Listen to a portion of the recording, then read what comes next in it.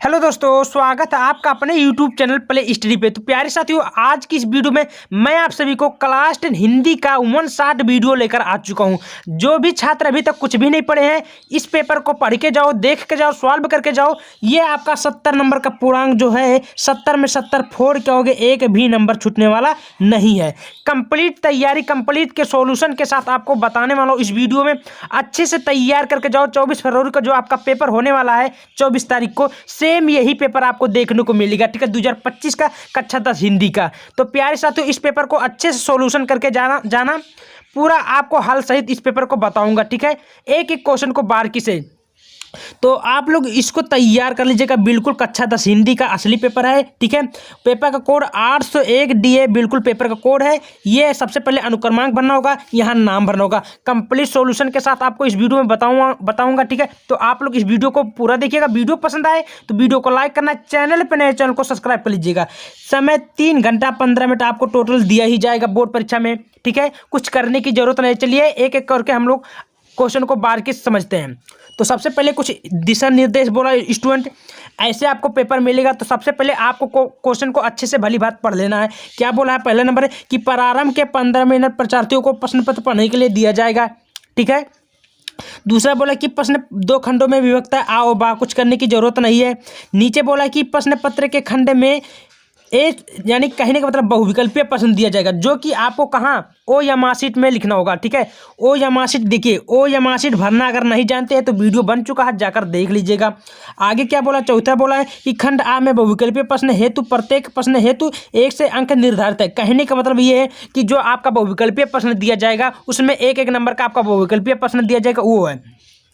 पांचवा बोल रहा है कि प्रत्येक प्रश्न के सम्मुख उसके अंक दिए निर्धारित है, यानी कि दिया गया है। ठीक है, कुछ करने की जरूरत नहीं। चलिए मैं एक एक क्वेश्चन को आपको दिखाकर चलता हूं। तो सबसे पहले ये आपका आता है खंड आ। वो खंड आ में मेरा जो कि है बहुविकल्पीय प्रश्न। ठीक है, ऐसे आपको 20 टू बहुविकल्पीय प्रश्न मिलेगा, जो कि आपको बोर्ड परीक्षा में यही सब क्वेश्चन देखने को मिलेगा।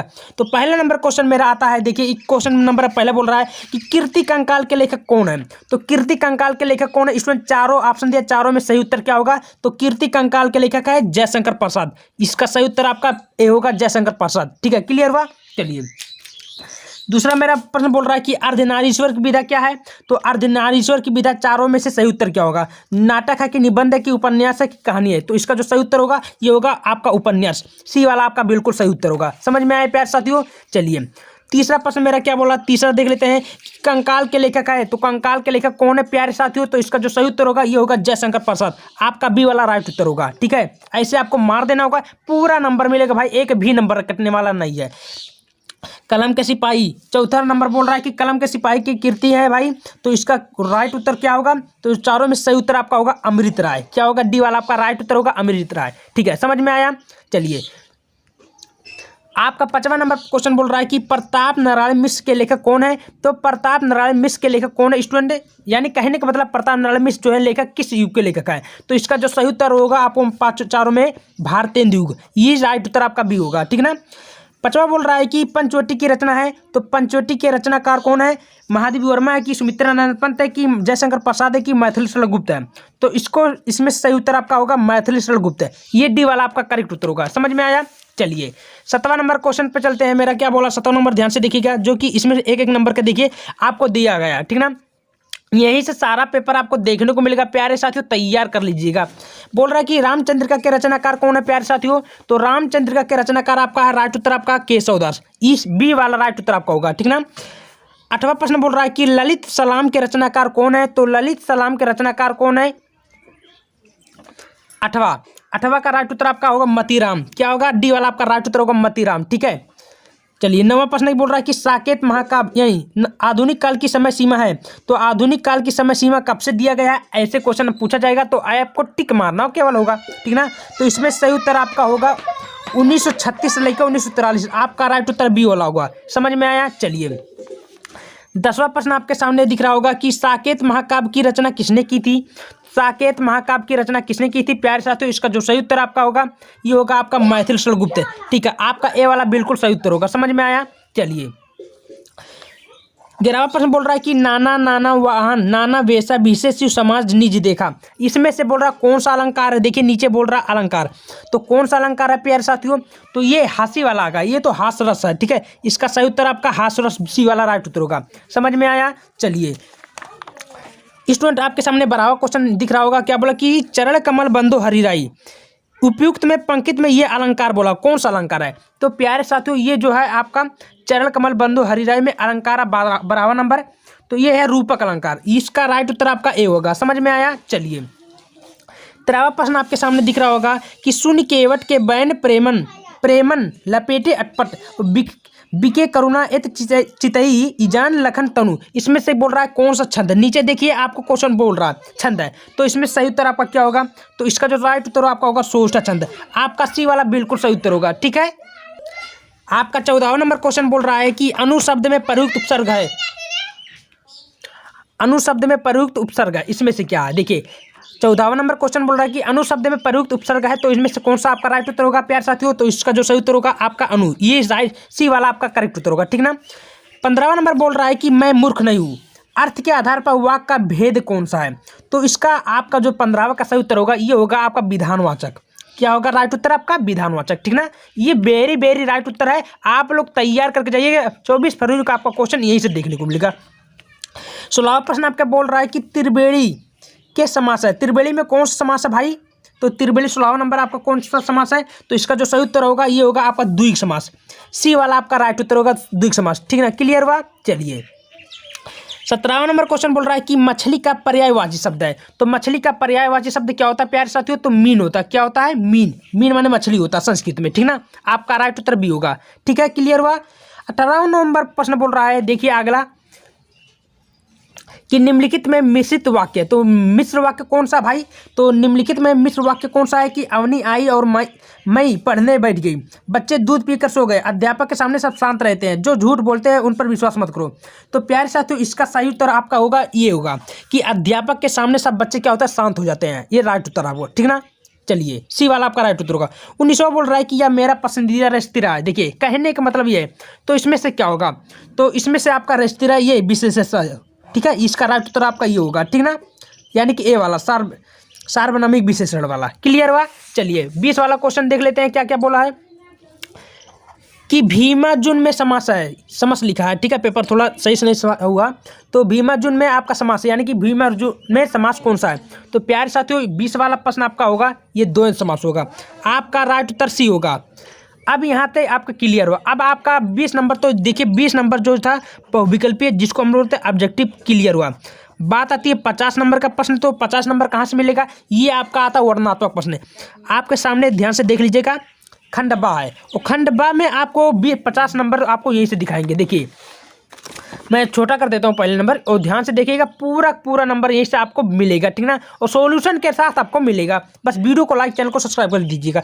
देखिए पहले नंबर 21वां नंबर प्रश्न बोल रहा है कि निम्नलिखित में गद्यांश पर आधारित दिए गए प्रश्नों का उत्तर दीजिए। ठीक है, इस प्रकार बोला है, जो कि आपको 6 नंबर देखने को मिलेगा। अब ये क्या होता है, ये गद्यांश होता है, ये आपको ऐसे मिलेगा पेपर में। तो बोल रहा है कि विश्वास पात्र मित्र जीवन का एक औषध है, हमें अपने मित्र से यह आशा रखनी चाहिए कि वो उत्तम संकल्प में हमें दृढ़ संकल्प करे। मान लीजिए ऐसे दे दिया गया। अब आपके सामने क्वेश्चन बोलेगा, देखिए का वाला प्रश्न बोला कि प्रस्तुत गद्यांश पाठ और लेखक का नाम, ये आपका 2 नंबर बोलता है, और 2 नंबर ये बोलता है, और 2 नंबर ये, यानी कि टोटल मिलाकर आपका 6 नंबर पक्का हो गया। और 6 नंबर में आपको सबसे पहले देखिए, मान लीजिए इसका ये कहाँ से है नहीं पता, चलो बताता हूँ। तो प्रस्तुत गद्यांश लेखक बोला क्या, संदर्भ, जिसको हम लोग अपने शब्दों में बोलते हैं संदर्भ, और संदर्भ में आपको कम से 2 नंबर मिलता है। तो ये पाठ का नाम, लेखक का नाम लिख दिया, ये संदर्भ आपका क्लियर हुआ है। तो पाठ का नाम क्या था, मित्रता है, और लेखक का नाम वासुदेव आचार्य रामचंद्र शुक्ल है। ठीक है, कहने का मतलब है पाठ का नाम आपका है, कहाँ से लिया गया पाठ का नाम, ये आपका मित्रता पाठ है, इसके लेखक कौन है, आचार्य रामचंद्र शुक्ल है। आपका 2 नंबर ये से मिल गया।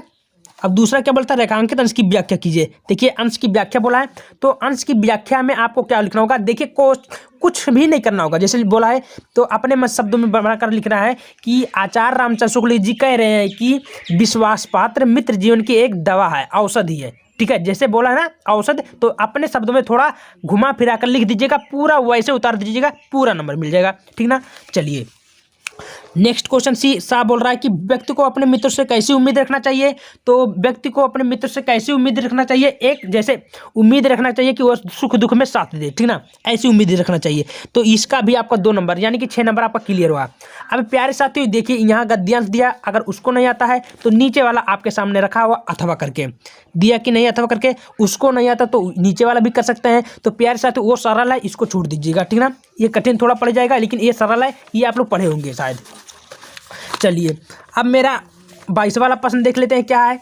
22वां नंबर ध्यान से देखिएगा कि दिए गए पद्यांश पर आधारित प्रश्नों का उत्तर। देखिए ये आपका गद्यांश क्लियर हुआ और 6 नंबर का आपका पद्यांश बोलता है, ठीक ना, कितना नंबर का, 6 नंबर का। तो ये बहुत ही सरल, इसको भी आप करेंगे 12 नंबर आपका यहीं से क्लियर हो जाएगा। सबसे पहले बोला है कि उद्धव मन्ना भय 10-20। तो सबसे पहले आपको क्या करना होगा प्यारे साथियों, पद्यांश को आसानी से पढ़ लेना है, ठीक ना। उद्धव मन्ना भय 10-20 एक हुतो सो गए श्याम सम। तो ऐसे मान लीजिए पढ़ लिए। अब इसमें से एक क्वेश्चन आपका बोल रहा है कि प्रस्तुत गद्यांश का संदर्भ लिखिए। संदर्भ आपका हो गया दिए गए पद्यांश की व्याख्या करें और उद्धव जी मथुरा से गोकुल क्यों आए। देखिए 3 क्वेश्चन बोला है, तो ये आपको मैं बता देना चाहता हूँ। सबसे पहले आपका संदर्भ में 2 नंबर यहाँ से मिलेगा, 2 नंबर यहाँ से, 2 नंबर यहाँ से, 6 नंबर हुआ। अब आपका संदर्भ कैसे लिखना होगा समझिए।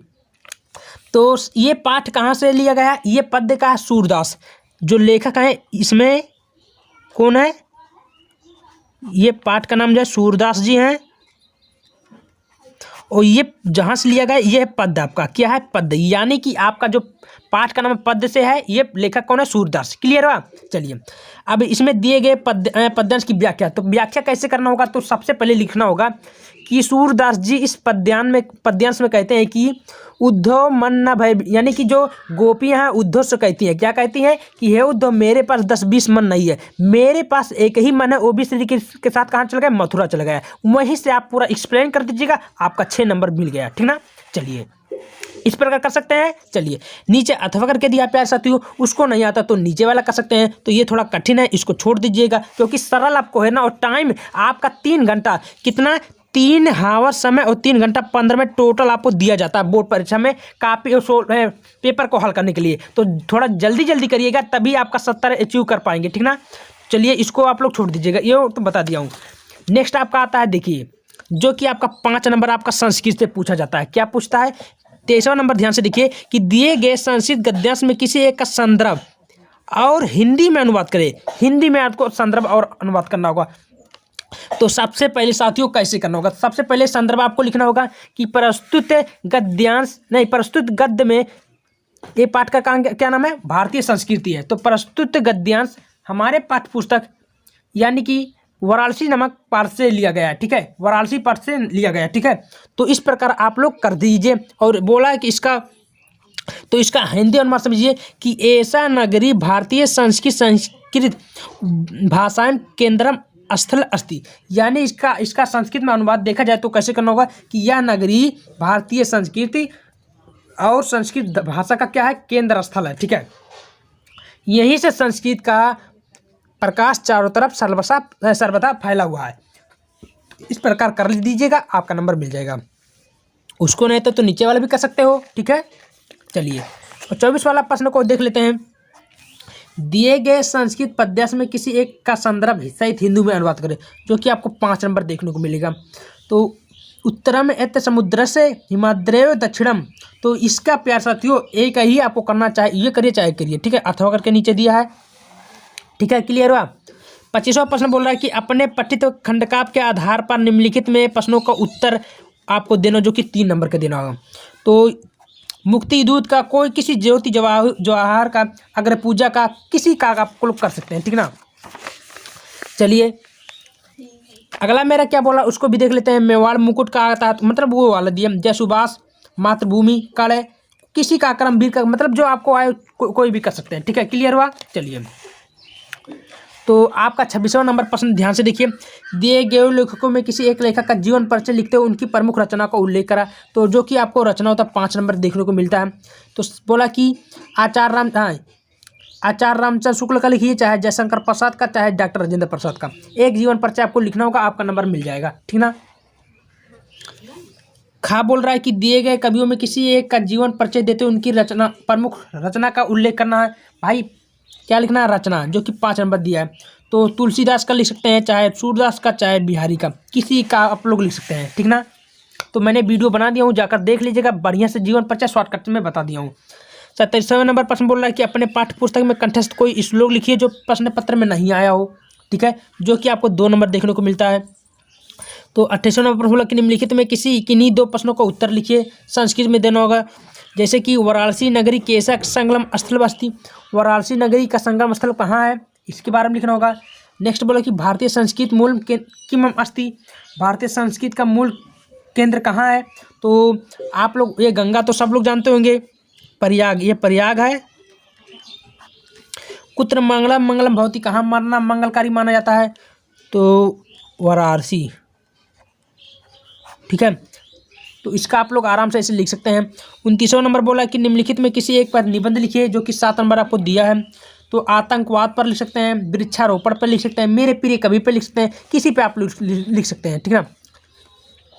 30वां बोल रहा है कि शुल्क मुक्ति हेतु अपने विश्वविद्यालय के प्रधानाचार्य को प्रार्थना पत्र लिखना है, ठीक है, जो कि 4 नंबर आपको देखने को मिलेगा, ठीक है। तो किसी पर लिख दीजिए, चाहे शुल्क मुक्ति पर लिखिए, चाहे बिजली समस्या पर लिख दीजिए। तो प्यारे साथियों, जो मैं पेपर बताया हूँ ये बिल्कुल रियल पेपर है। 24 फरवरी का जो आपका पेपर होगा, सेम यही पेपर आपको देखने को मिलेगा, ठीक ना, 24 फरवरी को। तो वीडियो कैसा लगा, वीडियो पसंद है, वीडियो को लाइक करना, चैनल पर नए चैनल को सब्सक्राइब कर लीजिएगा। धन्यवाद।